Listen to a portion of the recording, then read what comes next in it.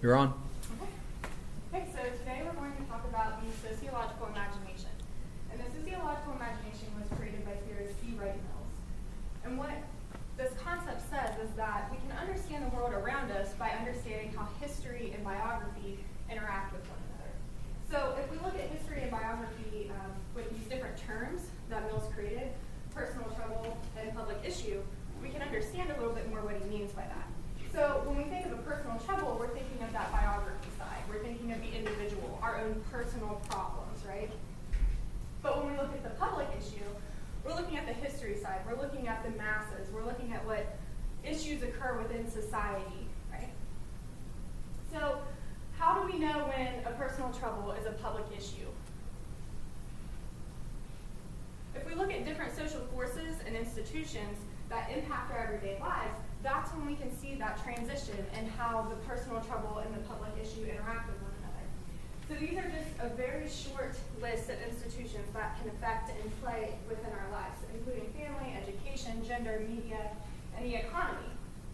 And what Mills is trying to say about the sociological imagination is once we unlock this idea that these institutions and social forces impact us through these lenses of individual trouble and public issue, then we can see why the world around us is the way it is. We can see how public issues are created. So to understand this a little bit more, I thought we could illustrate it with an example of body image. So when we think of body image or this idea of beauty, for individuals, it can occur for different reasons. It varies among us. So say you're unhappy with your body image because you don't feel that you're healthy, or you feel, I don't know, there's just something you don't like about yourself, right? And that's a personal problem. And you can change that. Or maybe it's your friend group. Maybe your friends are a fit fan now and they do CrossFit. So you want to be a part of the social dynamic, but you also want to look like them because you get pretty ripped if you do CrossFit, I guess. But there's also other differences too. And it varies because it's individualistic. So that's what we mean by the personal trouble for body image. But even though different individuals experience this problem, can we really say that it's a public issue? Is it something that is an issue society needs to consider? When we consider looking at it in the public issue lens, we can say, yeah, this is a societal problem because stemming from body issues comes eating disorders such as anorexia and bulimia. And we can see that in different ways. Not only statistically from the National Eating Disorder website where it shows us, hey, 30 million Americans, both men and women, are experiencing these eating disorders. But we can also see it in this weird social context that's trending. This is a problem, right? We have this idea of My Secret Family on Instagram. And while My Secret Family encompasses several different social problems, anorexia and bulimia are two of the main factors that people talk about on there. So these hashtags represent this, and we can see that it's affecting millions of people. But why? Why is it affecting so many people? Why is this a societal issue? If we use our sociological imagination, we can understand that by looking at the idea of the institution of media. Media frames this idea of what it means to be beautiful, what it means to have the perfect body, and so forth. We're constantly fed images of the ideal body type through social media, magazines, movies, anything, right? And it's every day and it's constant. So we get this idea of, well, I'm supposed to have perfect eyebrows and I'm supposed to be tall and tan and have perfect hair, maybe a man bun since that's the new thing that everyone likes.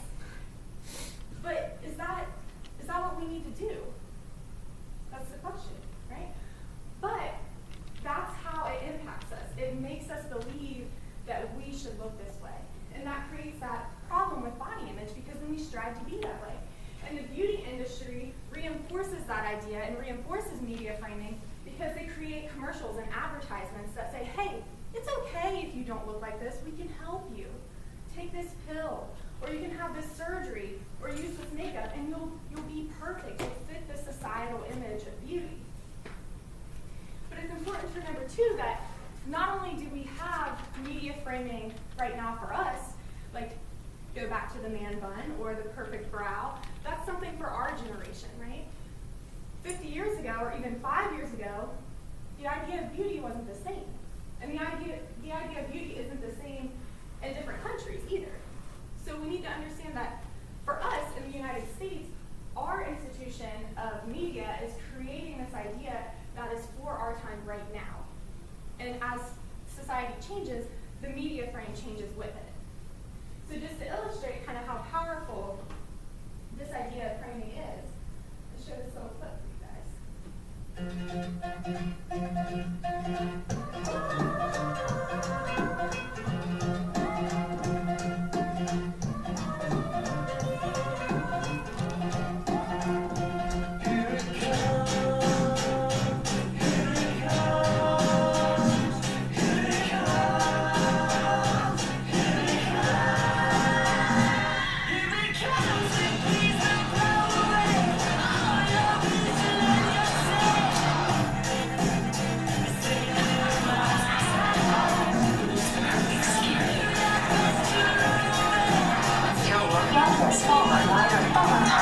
softer. It really works.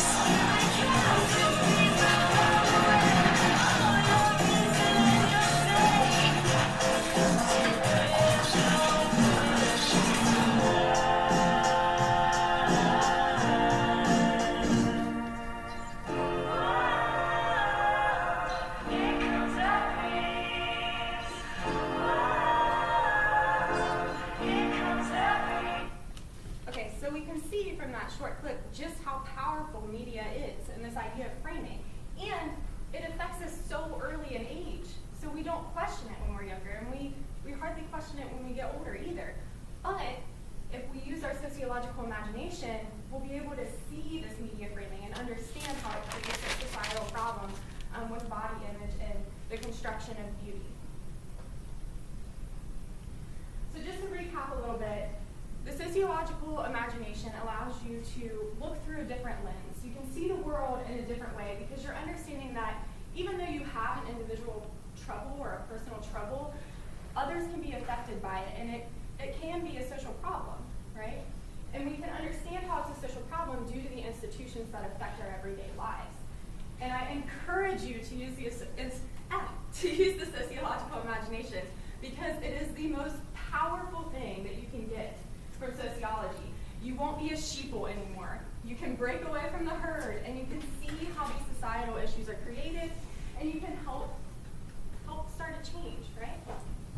So for next class, just have a 1 to 2 page essay written illustrating the sociological imagination and how it works in your everyday life. And I want to see examples of the individual, like your individual problem, and then how it is a societal issue and what institution is making it that way. And since this was a very, very quick presentation, here are some links and a clip that might help explain it a little bit more with different examples rather than the beauty industry. So just remember, think about the big picture. It's not just the top. You got to dig deeper.